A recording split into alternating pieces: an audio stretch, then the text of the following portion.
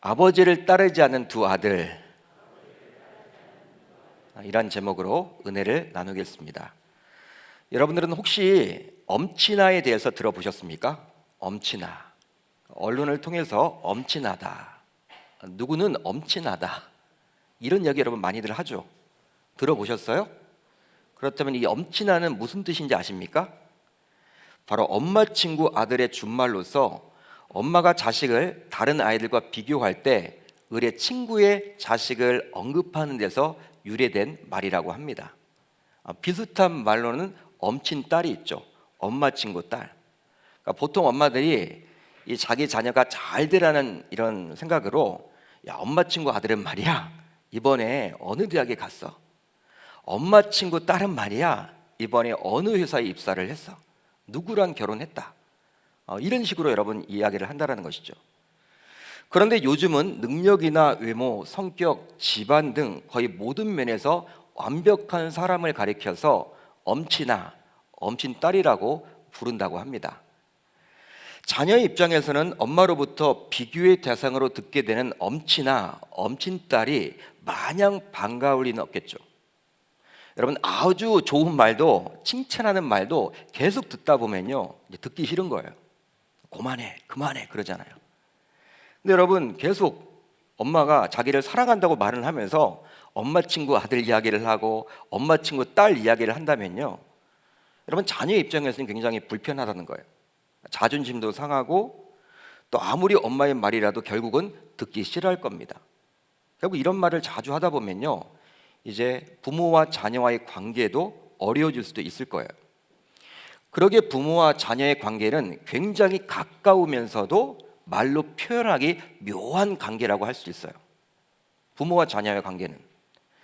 그렇지만 또 뗄래야 뗄 수 없는 관계가 맞습니다. 뗄래야 뗄 수가 없어요. 이 자녀와 부모의 관계는. 여러분, 부부 관계는 어떻습니까? 굉장히 여러분 가장 가까운, 부부는 무촌이잖아요. 무촌. 촌수도 없어. 제일 가깝지만 헤어지면요, 남남이에요. 남남이에요. 부부는 정말 헤어지면 남남이에요. 저는 원수가 되는 것도 봤어요. 원수가. 그러나 부모와 자녀의 관계는 피가 섞여서 그런지는 몰라도 결코 남남이 될 수가 없습니다. 아니, 부모의 입장에서는 일방적으로 자녀에게 관심을 갖고 그 자녀를 사랑할 수밖에 없죠. 그러기에 항상 자녀에게 하는 것 반 정도만 부모에게 해도 효자 혹은 효녀라는 소리를 듣겠지만 참 현실은 이게 쉽지 않은 것 같아요. 저도 이게 3남매가 있잖아요. 제 자녀가 셋이잖아요. 이 세 자녀가 있다 보니까 제가 곰곰이 생각을 해봤어요. 말씀을 준비하면서, 야, 우리 부모님을 위해서 기도를 하는가, 우리 자녀들을 위해서 기도를 하는가. 자녀를 위해서 더 많이 기도하고 있더라고요. 자녀를 위해서. 저의 모습이었습니다. 결국 부모님이 돌아가시고 나서 후회하는 경우가 굉장히 많죠. 그때 부모님 살아계실 때 좀 부모님을 잘 챙겨드릴 걸, 섬겨드릴 걸. 지난 시간 우리는 사무엘상 8장을 살펴보았지만 지난 시간에 미처 살펴보지 못한 부분이 있기에 오늘 좀 살펴보려고 합니다. 자, 오늘 8장 1절로 3절을 보게 되면요, 몇 가지 여러분 의문이 들어요. 몇 가지 의문점이 생깁니다. 바로 어떻게 사무엘과 같은 위대한 하나님의 종, 즉 그의 아들들이 그리 악해질 수가 있을까? 어떻게 그런 악행을 저지를 수가 있을까? 또 한 가지는 무엇이냐면, 그렇다면 아들들이 그렇게 악하게 된 근본 이유는 과연 뭘까? 또 한 가지가 있습니다. 굳이 성경에 이 내용이 왜 기록이 되어 있는가? 그냥 건너뛰어도 될 텐데 왜 이 내용을 기록해주고 있는 것일까?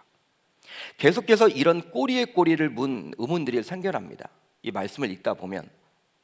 실제로 지난 시간에도 살펴보았지만 이스라엘 장로들은 당시 사무엘의 두 아들들의 행위가 너무나 악하기 때문에 아버지인 사무엘과 같지 않다라는 이유로 열방과 같이 자신들에게도 왕을 달라고 요구를 했어요. 지난 시간에 우리가 살펴봤죠. 그렇다면 사무엘의 두 아들들의 악행은 무엇이었습니까?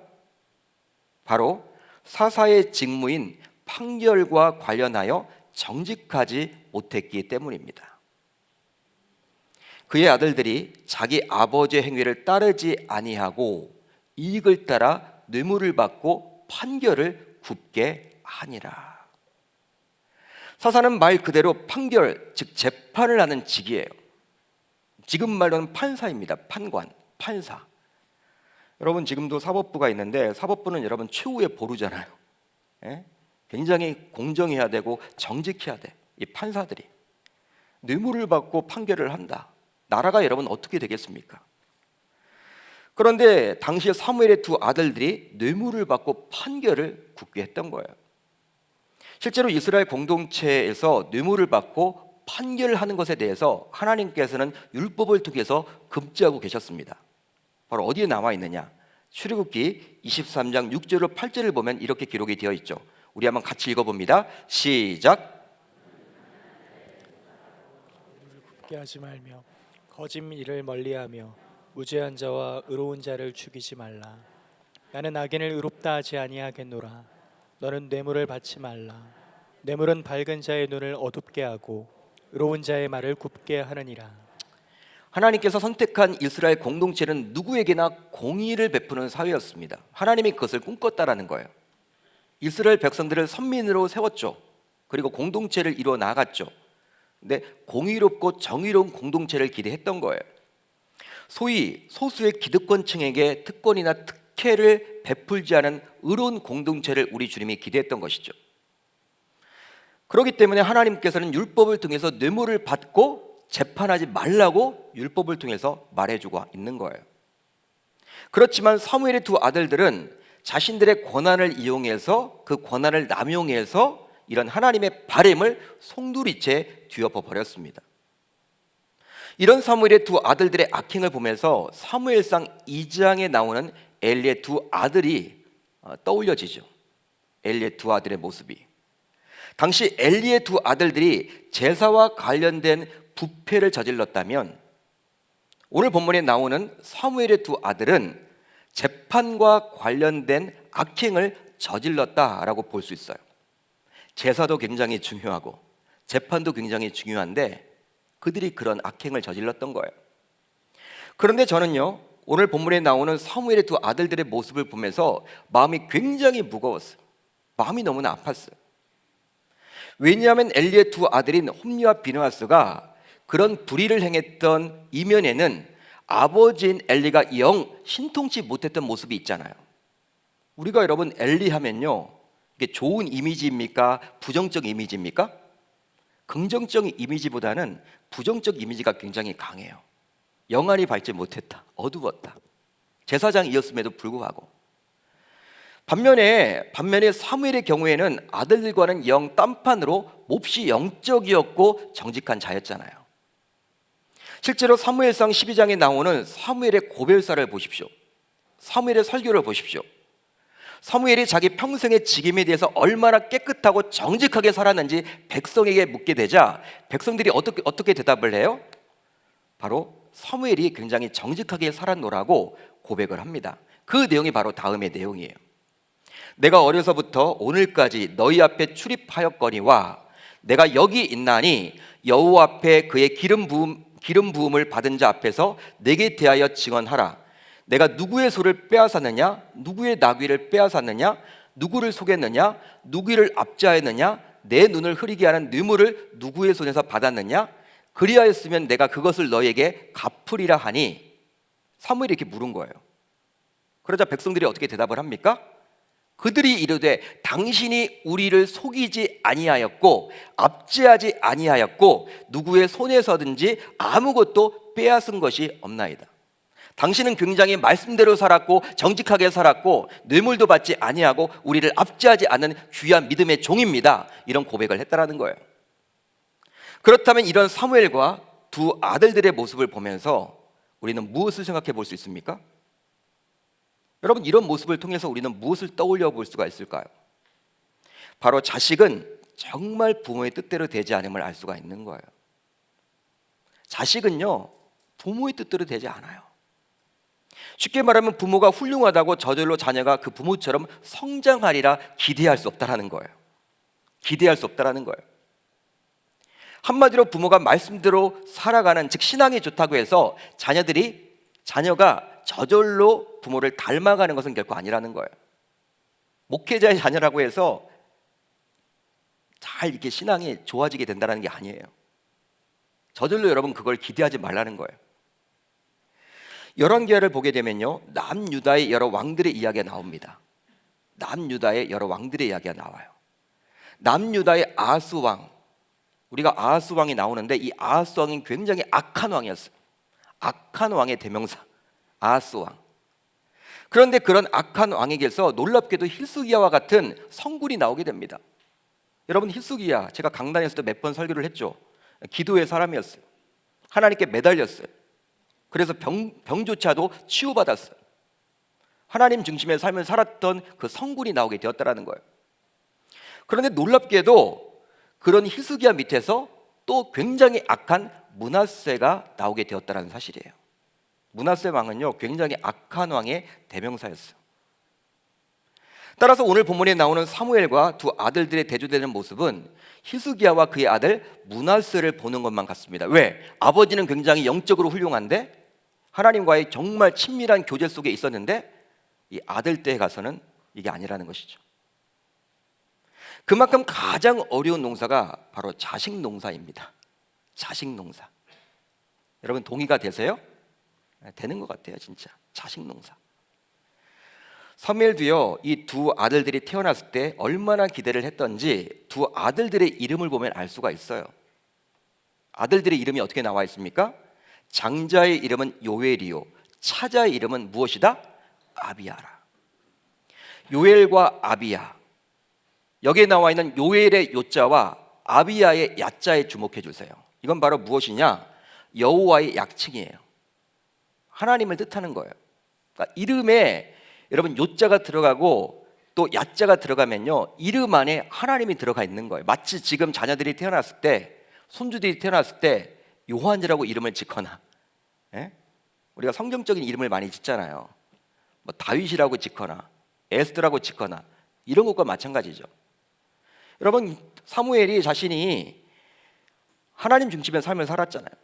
하나님 중심의 삶을 살아가는 자신의 그런 모습을 바라보면서, 야, 우리 자녀들만큼은, 이 두 아들만큼은 좀 그렇게 키우고 싶다, 그런 소망을 담아서 바로 요엘과 아비야라고 이름을 지은 거예요.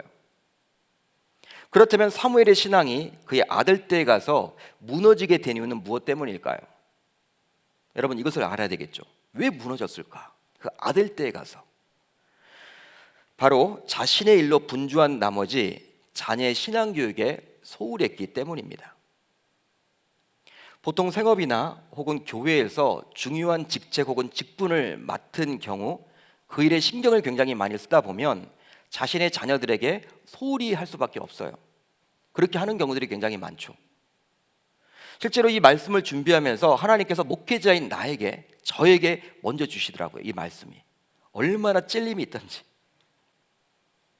많은 직장인들이 그렇겠지만 저도 약간의 일 중독이 있습니다. 저도 여러분 목회를 하면서 일 중독이 있어요. 좀 완벽주의에 가까워요. 그러다 보니까 교회 사역을 하면서 자녀가 어떻게 자라왔는지 제가 한 주간 동안 곰곰이 생각을 해보니까 생각이 안 나요.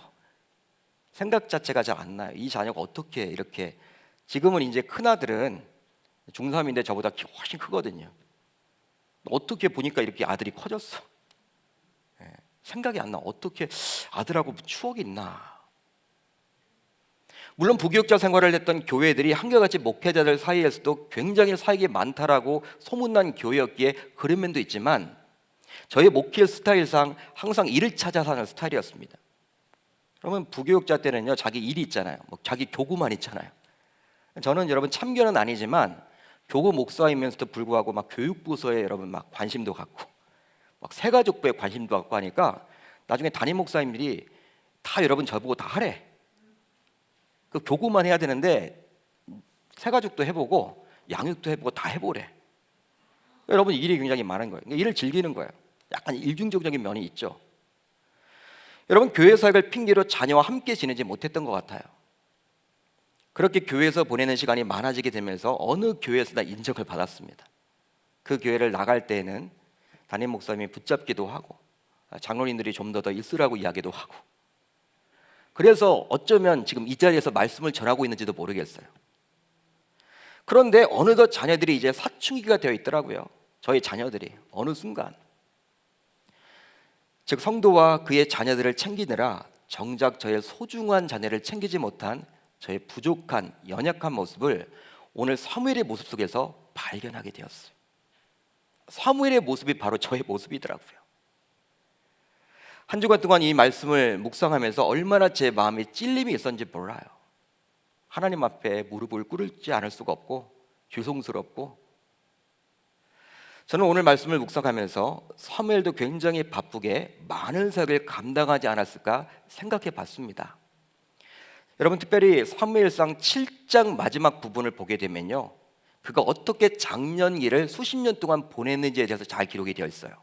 우리 한번 같이 읽어봅니다. 시작. 사무엘이 사는 날 동안에 이스라엘을 다스렸을 때 해마다 베델과 길갈과 미스바로 순회하여 그 모든 곳에서 이스라엘을 다스렸고 라마로 돌아왔으니 이는 거기에 자기 집이 있음이니라.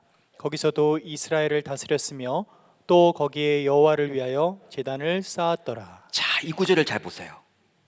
아마도 사무엘은 선지자이면서도 사사역계 재판도 하고 다스리기 위해서 매년마다, 여러분 말씀을 보게 되면 해마다라고 나와 있죠. 해마다, 매년마다 이스라엘을 순회하며 다녔던 것만 같습니다. 굉장히 바빴죠. 분주했죠. 일반적인 사사의 경우에는요, 어느 한 지역에만 머물러서 그곳에서 재판을 했어요. 그렇지만 사무엘의 경우에는 다른 사사에 비해서 몇 배나 사에게 주어졌기에 그 사역을 감당해야만 했던 거예요. 아마도 사무엘은 사사였으면서도 이스라엘의 선지자요 제사장직까지 겸임을 했습니다. 1인 3역을 한 거예요. 1인 3역. 물론 감당할 만하니까 하나님이 그렇게 부어주신 것도 있겠지만, 그런 사역을 할 수 있도록 기회를 주신 것이겠지만, 아무튼 분주했을 거예요. 그런데요, 사무엘은 자신의 집이 있었던 라마에 돌아왔음에도 불구하고 그곳에서도 여전히 사역에 집중했던 것 같습니다. 집에 돌아와서는 두 아들들에게 신경을 좀 더 써야 했는데, 오랜만에 집에 돌아왔음에도 불구하고 여전히 이스라엘 백성들을 다스리는 일에 매달렸던 거예요. 그러기에 성경은요, 이런 사무엘의 모습을 굉장히 부정적으로 봅니다. 부정적으로 봐요. 좋지 않게 봅니다.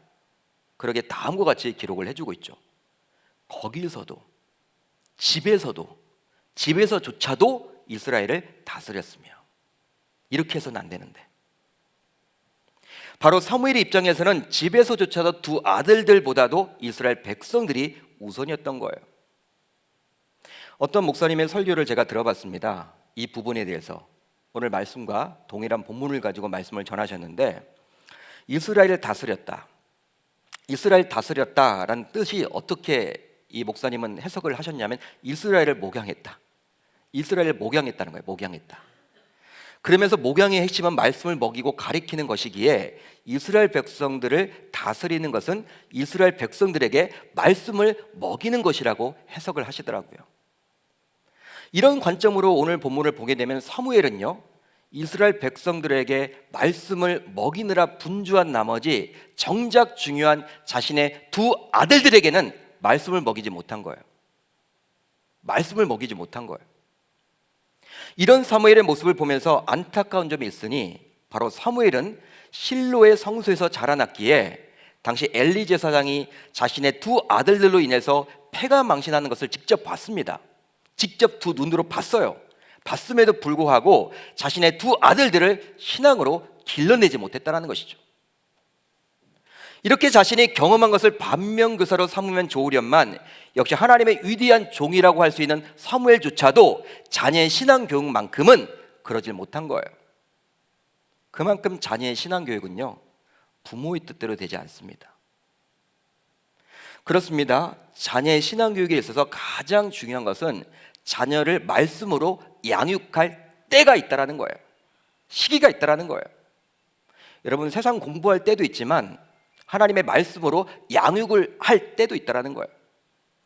그때를 놓치게 되면 자녀들을 말씀으로 양육하기에는 어쩌면 거의 불가능이 될지도 몰라요. 그때를 놓치면, 우리는 여러분 학교 공부도 때가 있다, 그때 공부해야 된다 하지만, 여러분 다음 세대 굉장히 중요합니다. 그때 말씀을 듣지 못하고 그때 구원의 확신을 얻지 못하고 나의 하나님을 만나지 못하면요, 나중에 여러분 교회를 다니더라도 교회만 다니는 신자가 될 수도 있고 어쩌면 교회를 떠날 수도 있어요. 실제로 신앙을 가진 부모들이 장성한 자녀들이 신앙생활을 거의 하지 않는 것으로 인해서 굉장히 마음 아파하며 기도하는 분들도 많이 계시잖아요. 우리 교회도 많이 계십니다. 보통 자녀들이 이제 중학생이 되면요, 이제 부모보다는 친구에게 자신의 속마음과 생각을 말하려고 하죠. 그때부터는 자신의 생각대로 말하고 행동하고 판단하려고 합니다. 그러다 보니 소위 사춘기가 되면서 자신의 주관대로 교회도 바라보려고 그래요. 여러분, 세상에 비치는 교회의 모습 어떻습니까? 부정적인 게 굉장히 많거든요. 긍정적인 것들은 거의 여러분 언론 보도에 안 나와요. 다 부정적인 거예요. 근데 중학생 아이가 여러분 그걸 보는 거야. 이제 자기가 여러분 그걸 보고 판단하는 거예요. 그러다 보니 소위 사춘기가 되면서 자신의 주관대로 교회를 바라보고 판단하고, 그래서 교회를 안 다니기도 하고 교회를 떠나는 경우도 있어요. 또 자녀들 나름대로 학업량이 굉장히 많아지죠. 뭐 중학교 여러분 요즘에 들어가기만 해도 굉장히 여러분 공부량이 많잖아요. 막 선행학습도 해야 된다. 여러분 이런 여러 가지 공부들 굉장히 많아요. 그러다 보니까 방과 후에는 각종 학원들에 다녀야만 해요. 학원 친구가 또 굉장히 중요해. 아무튼 자녀는 자녀 나름대로 굉장히 바빠요. 한편 이 또래의 자녀를 둔 부모의 상황은 어떨까요? 초등학교 고학년에서 중학교 고등학교 다니는 이 부모의 여러분 형편은 어떠할까요? 대부분이 40대 중후반이 되기에 직장에서도 이제 가장 바쁜 시기를 보내야만 하고, 또 맞벌이가 아니면 살아갈 수가 없어요. 요즘의 현실이, 삶이 그래요. 그러다 보니까 부모로서 자녀들의 신앙교육까지 점검할 엄두를 내지 못하는 경우가 굉장히 많죠. 하고 싶어요. 그렇지만 시간이 안 돼. 챙기기도 힘들어. 그래서 거의 하는 말이 학원 잘 다녀왔냐? 학교 잘 다녀왔냐? 이 이야기죠. 교회에서 무엇을 배웠고 어떤 말씀 때문에 고민하고 있고 구원의 확신은 있고 교회 친구가 누군지 전혀 관심이 못해요. 관심을 가지질 못해요. 그러면서도 자녀가 교회에 출석하지 않아도 그냥 때가 되면 뭐 돌아오겠지. 우리 기독교 집안인데, 아비와 어미가 이렇게 기도하고 있는데 언젠간 돌아올 거야. 막연한 기대감을 갖는다라는 거예요. 그렇지만 오늘 본문을 통해서 우리가 알 수 있는 것은 부모가 아무리 바쁘고 분주하더라도 자녀의 신앙교육만큼은 관심을 가지고 점검해야만 합니다. 그러기 위해서 추천해드리고 싶은 것이 있으니 일주일에 한 번씩은 반드시 가정예배를 드리셨으면 좋겠어요. 매주 일정한 일시를 정해서 가족 구성원들이 모두 모이기로 힘쓰시길 바라고, 신앙의 가장이 예배를 인도하셔야 돼요. 신앙의 가장. 목사님 저희 남편이 교회를 안 다니는데. 본인이 하시면 돼요. 자녀를 모아놓고. 그렇게 여러분 신앙의 가장이 가정예배를 지속적으로 인도하게 되면요, 그 가정예배를 통해서 지난 일주일 동안 어떻게 살아왔는지 다 점검도 하고, 또 구원의 확신이 있는지, 또 다음 세대 목사님과 전도사님 통해서 뭘 배우고 있는지 점검을 하기 때문에 그 가정의 자녀들만큼은 장성해도 신앙에서 멀어지게 되지 않을 줄 우리 주님의 이름으로 축원합니다.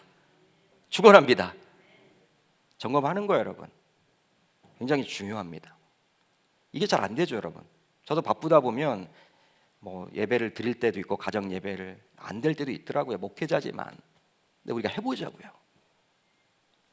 다음으로 정에 치우친 나머지 공과 사를 구분하지 못했기 때문입니다. 제가 앞에서도 말씀을 드렸지만 사무엘상 12장은 사무엘의 고별사예요. 즉 백성들이 열방과 같이 왕을 세워달라고 요구하죠. 그러한 요구에 처음에 하나님은 부정적으로 반응을 하셨지만 백성들이 계속 요구를 하자 하나님은 허용을 합니다. 그래서 사무엘은 하나님의 허락을 받아서 사울을 왕으로 세우죠. 그리고 난 이후에 이제 백성들에게 설교를 하게 되는 내용이 바로 사무엘상 12장의 내용이에요. 그런데요, 백성들이 왕을 세워달라고 요구한 이유로 자신의 두 아들의 불의함 때문이었음을 이미 사무엘은 잘 알고 있었어요. 백성들의 장로들을 통해서 잘 들었기 때문에 잘 알고 있었습니다.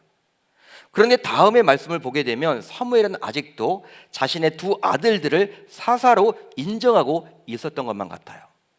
그 내용을 같이 한번 읽어봅니다. 시작. 사무엘이 온 이스라엘에게 이르되 보라 너희가 내게 한 말을 내가 다 듣고 너희 위에 왕을 세웠더니 이제 왕이 너희 앞에 출입하느니라. 보라 나는 늙어 머리가 휘어졌고 내 아들들도 너희와 함께 있느니라. 내 아들들도 너희와 함께 있다. 공적인 설교입니다. 누구와 개인적으로 만나서 하는 이야기가 아니에요. 자신의 두 아들들이 백성과 함께 있다라는 표현은 자신의 두 아들들이 공적인 신분을 가지고 있을 때만 할 수 있는 표현이에요. 따라서 이 구절을 통해서 사무엘은 불의한 자신의 두 아들들을 아직도 사사로서 인정하고 있었음을 알 수 있는 것이죠. 여러분, 하나님의 마음이 얼마나 아팠습니까? 백성들이 왕을 요구했을 때. 근데 백성들이 왕을 요구하게 된 그 근본 원인이 뭐예요? 어떤 핑계를 댔습니까? 사무엘의 두 아들이 악행을 저질렀다. 당신과 다르다. 그들의 리더십에 나는 순종할 수 없다. 백성들의 장로들이 이야기를 했다면 우리가 여러분 예상하는 바로서 사무엘은 어떻게 해요? 자신의 여러분 두 아들이 아무리 귀해도 그 사사직에서 해임을 해야죠. 사사를 하지 못하도록 해야죠. 그런데 어떻게 해요? 정에 치우친 나머지 계속해서 여러분 사사라고 인정을 하고 싶은 거예요. 그래서 백성들 앞에서도 이야기를 합니다. 너희 내 아들 사사잖아. 내 아들들이 있잖아. 이런 말을 지금 하고 있는 거예요. 평소에 사무엘 같다라고 볼 수 없죠. 그만큼 아무리 사무엘과 같은 위대한 하나님의 종이라고 해도 자녀 문제 앞에서는 정에 치우치기가 쉽고 그것으로 인해서 공과 사를 구분하지 못하고 객관적인 시각을 갖기도 힘들어집니다. 그러니까 자녀를 여러분 객관적으로 봐야 하는데 너그러워지려고 하는 것이죠. 이런 사무엘의 모습을 보고 있노라면 엘리 제사장의 모습이 떠오르는데요. 엘리 제사장의 경우에도 자신의 두 아들들이 회막문에서 수종드는 여인들과 동침하였음을 주변 사람들 등에서 이미 들었어요. 알았어요. 그럼에도 불구하고 그들의 제사장직을 거두지 않습니다. 그대로 놔둡니다. 왜? 정에 치우쳐 있기 때문에. 그러다 보니 하나님께서는 이런 엘리의 모습을 보면서 다음과 같이 그를 질책했죠. 너희는 어찌하여 내가 내 처소에서 명령한 내 제물과 예물을 밟으며 내 아들들을 나보다 더 중히 여겨 내 백성 이스라엘이 드리는 가장 좋은 것으로 너희들을 살찌게 하느냐. 엘리 제사장은 자신의 두 아들인 홈리와 비나스를 하나님보다 더 중히 여겼어요. 하나님이 그렇게 말하고 계세요. 중히 여겼다. 하나님의 말씀이에요. 이것은 바로 자녀 우상 숭배예요. 자녀 우상 숭배. 하나님보다 자녀가 먼저라는 거예요. 우선이라는 거예요. 중히 여겼다라는 거예요. 이게 바로 자녀 우상 숭배죠. 엘리는 제사장으로서 영안이 그다지 밝지 못했습니다. 반면에 사무엘은 선지자, 제사장, 사사로서 끝까지 영안이 밝았던 사람이었어요. 사무엘상은요 끊임없이 엘리와 사무엘을 비교해 주죠. 비교해 줍니다. 영안이 밝지 못했고 영안이 밝았던 믿음의 종으로 이렇게 그려주고 있습니다. 엘리와 사무엘을 이렇게 비교해 주고 있어요. 그런데 놀랍게도 자신의 두 아들들 앞에서만큼은 별반 차이가 없이 정에 치우친 교육으로 일관을 했고 결과적으로 공과 사를 구분하지 못했던 거예요. 여러분 자녀 문제 앞에서는요 엘리의 모습이나 사무엘의 모습이나 별반 차이가 없어. 이건 뭐야? 아비로서 행악을 저질렀던 두 아들들에게서 각각 제사장직을 회수해야만 했고 사사의 직을 회수해야만 했는데 전혀 움직이지 않습니다. 그냥 놔두는 거예요, 여러분. 그냥 놔둡니다. 그냥 용납해요. 아니 오히려 사무엘은요 오늘 본문을 보게 되면요 엘리보다도 자녀 문제에 있어서만큼은 더 취약했던 것 같아요. 정에 치우쳐 있었어요. 엘리보다도 여러분 더 취약했어요. 이 자녀 문제만큼은. 당시 율법에 따르면 제사장직은 세습이 가능했죠. 그렇지만 사사는요 세습이 불가능했습니다. 사사기를 보게 되면 이스라엘 백성들이 주기적으로 죄에 빠져듭니다. 그때마다 하나님께서는 이방 나라로 하여금 이스라엘 백성들을 치도록 하므로 이스라엘 백성들이 다시금 하나님께로 돌아오도록 해요. 부르짖죠. 백성들이. 왜? 힘드니까. 그때마다 하나님은 예비하신 사사를 세움으로 이방 나라를 물리치도록 했어요. 그것의 반복이 바로 사사기입니다. 계속 그런 내용들이 반복되어 나와요. 그러나 그 사사들은 결코 세습이 되지 않았어요. 사사기를 보게 되면. 한번 사사기에 나오는 대표적인 사사를 떠올려 보세요. 온니엘이 있죠, 에훗이 있죠, 드보라가 있습니다, 기드온이 있습니다, 입다가 있습니다, 삼손이 있습니다. 세습 아닙니다. 필요할 때마다 하나님이 세우셨다라는 거예요. 하나님의 친히 세우셨습니다. 그들 모두 세습으로 세워진 사사가 아니라 오직 그 시대 속에서 하나님께서 친히 세우신 거예요. 사사는 하나님이 세우십니다.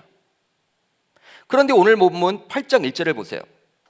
여러분, 이 8장 1절을 보면 놀라워요. 야, 사무엘이 어떻게 이런 일을 했을까? 이런 여러분 큰 범죄를 저질렀을까?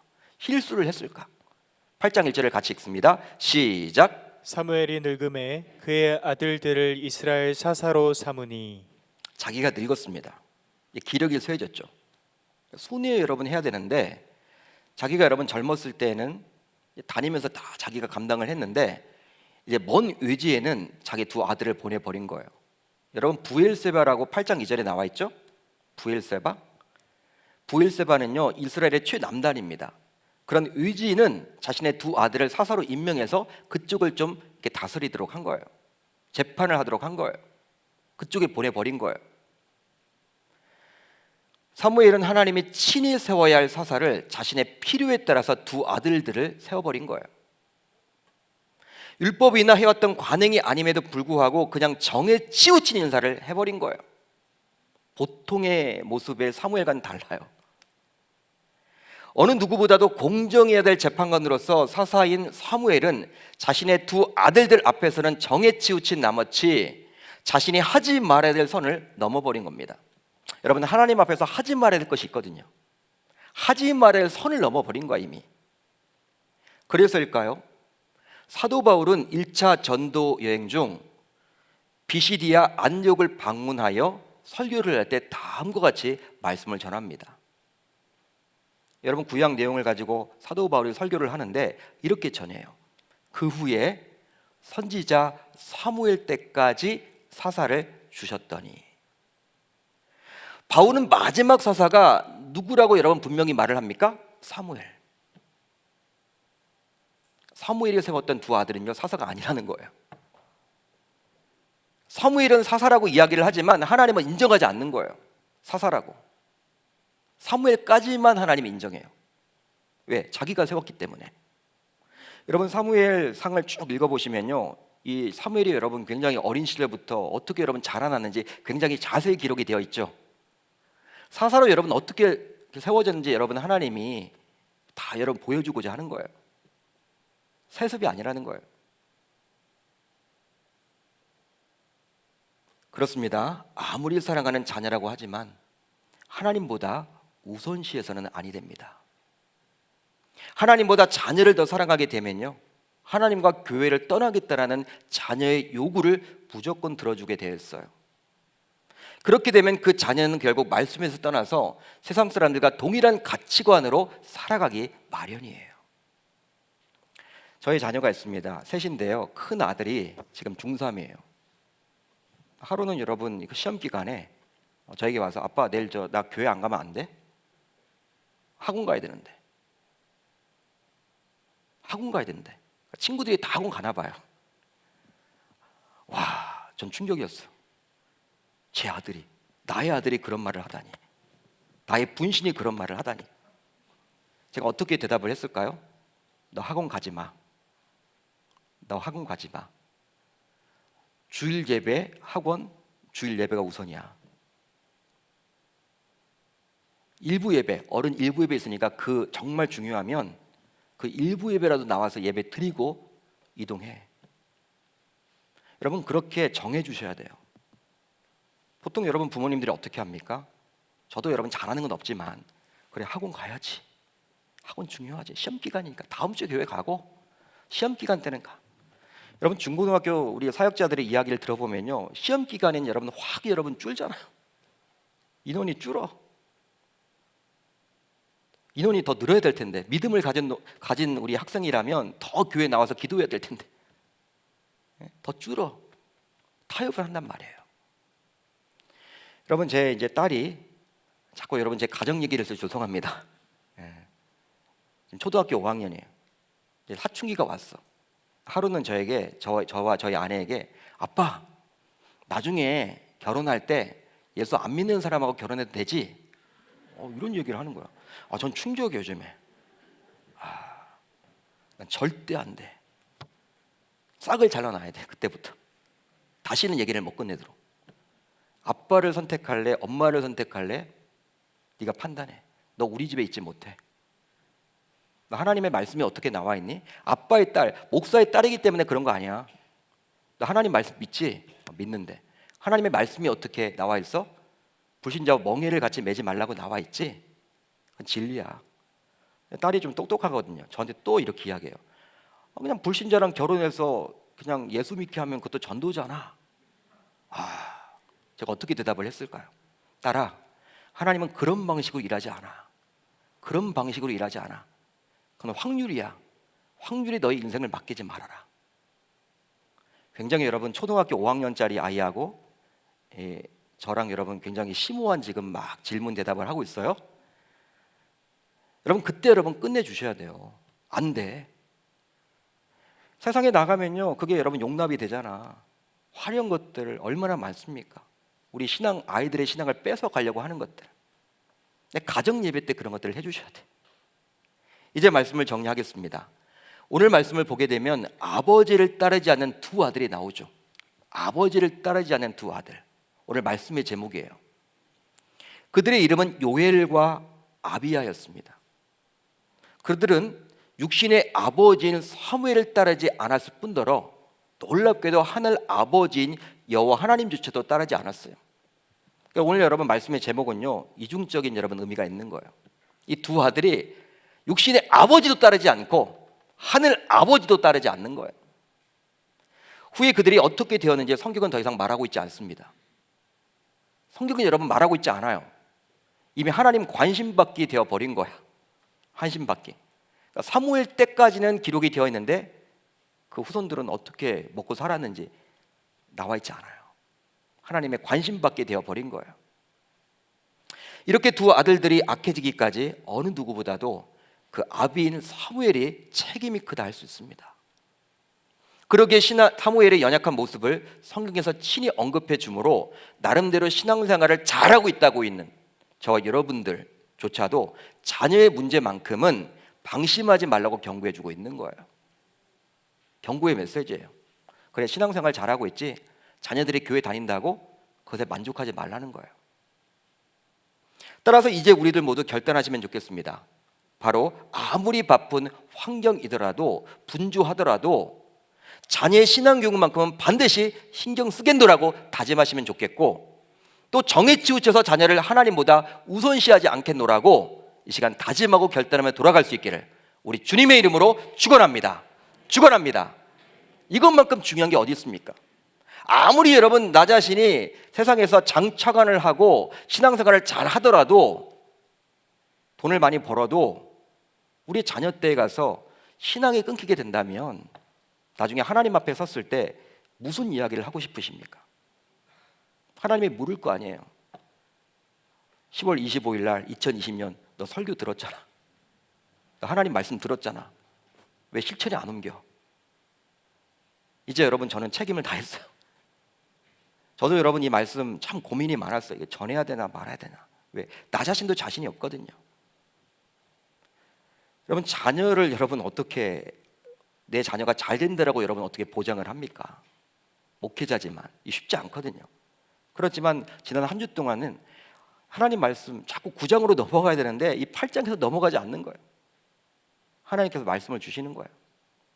전해라. 사무엘도 그래도 실패했잖아.